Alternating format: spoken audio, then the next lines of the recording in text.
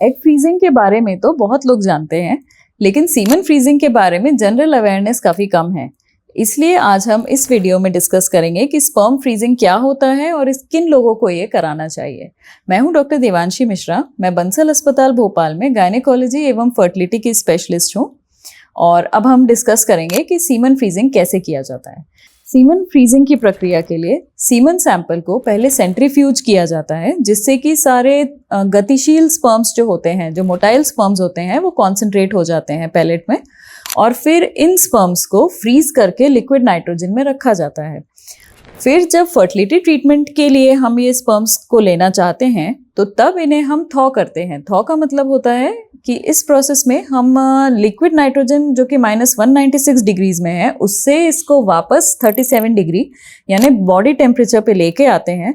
फिर हम इन स्पर्म्स को फर्टिलिटी ट्रीटमेंट के लिए यूज करते हैं, जो कि हो सकता है IUI या IVF। अब हम जानें कि किन पुरुषों को सीमन फ्रीजिंग की आवश्यकता हो सकती है। तो पहला इंडिकेशन है जिसमें कि हस्बैंड और वाइफ अलग अलग सिटीज में रह रहे हों। तो ऐसे में प्रेगनेंसी के लिए उनको फर्टिलिटी ट्रीटमेंट्स की आवश्यकता हो सकती है, जैसे कि IUI और IVF। तो इसमें जो फ्रोजन सीमन सैंपल है उसको हम यूटिलाइज करके IUI और IVF की प्रक्रिया कर सकते हैं।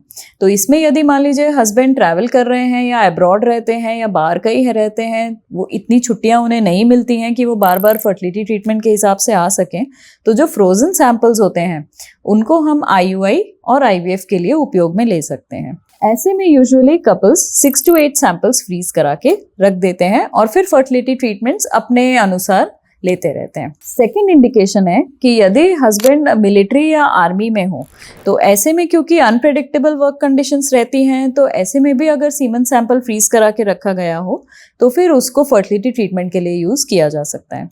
तीसरा इंडिकेशन होता है कि अगर किसी पुरुष को कैंसर डायग्नोज हुआ हो या कोई माइलोप्रोलिफरेटिव डिसऑर्डर्स हो, जैसे कि sickle cell disease, thalassemia major, जिसमें बोन मैरो ट्रांसप्लांट की ज़रूरत पड़ती है, तो ऐसे में क्योंकि बहुत ही कीमोटॉक्सिक दवाइयाँ दी जाती हैं, रेडियोथेरेपी, कीमोथेरेपी दी जाती है, जो टेस्टिस को डैमेज कर सकती है और स्पर्म्स की क्वालिटी को ख़राब कर सकती है।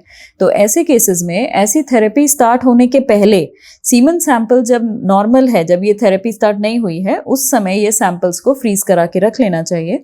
ऐसे में minimum 3 samples and ideally up to 10 samples freeze होने चाहिए, ताकि आगे चल के जब प्रेगनेंसी चाह रहे हो तो तब हम इन सैंपल्स से प्रेगनेंसी दे सकते। चौथा इंडिकेशन होता है IVF प्रक्रिया के दौरान as a backup sample for ICSI।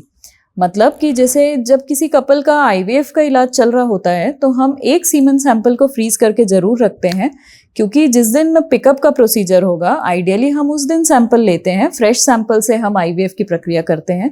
लेकिन मान लीजिए किसी कारणवश अगर हस्बैंड नहीं आ पाए या सैंपल नहीं दे पाए, तो हमारे पास एक बैकअप सैंपल अवेलेबल होना चाहिए जिसको कि हम IVF की प्रक्रिया के लिए यूटिलाइज कर सकें। तो इसलिए एज अ बैकअप हम सीमन फ्रीजिंग करते हैं। पांचवा इंडिकेशन होता है कि यदि किसी पुरुष की ऑब्स्ट्रक्टिव एज़ोस्पर्मिया के लिए सर्जरी हुई हो, तो अगर ऑब्स्ट्रक्टिव एज़ोस्पर्मिया के लिए सर्जरी हुई है और सर्जरी के बाद फिर स्पर्म्स आने लग गए हैं, तो कुछ सैंपल्स तो फ्रीज करा के रख लेना चाहिए, क्योंकि कई बार ऐसा होता है कि वो वापस से ऑब्स्ट्रक्शन डेवलप हो जाता है फाइब्रोसिस की वजह से और फिर स्पर्म्स आने बंद हो सकते हैं। बट वो प्रोसीजर टू प्रोसीजर वेरी करता है और हर प्रोसीजर में ऐसा हो ज़रूरी नहीं है। बट फिर भी एज अ बैकअप यदि कुछ सैंपल्स फ्रीज कर लें तो बेहतर होता है। एक और इंडिकेशन होता है जिसमें कि हाइपोगोनाडोट्रोपिक हाइपोगोनाडिज्म होता है, मतलब कि अंदर हॉर्मोन्स ठीक से नहीं बन रहे होते हैं, तो फिर हमने बाहर से हार्मोनल थेरेपी दी होती है हार्मोन प्रोड्यूस कराने के लिए। तो इन इंजेक्शनों से जब टेस्टिस में स्पर्म्स का प्रोडक्शन होने लग जाता है, तो उस समय हमें सैंपल्स फ्रीज करके रख लेना चाहिए, क्योंकि जैसे ही हम ये इंजेक्शंस देने बंद करेंगे तो वापस से फिर बॉडी में स्पर्म्स बनने बंद हो जाते हैं। तो ये एक रिवर्सिबल थेरेपी होती है, तो इसीलिए ऐसे कंडीशंस में कर लेना चाहिए।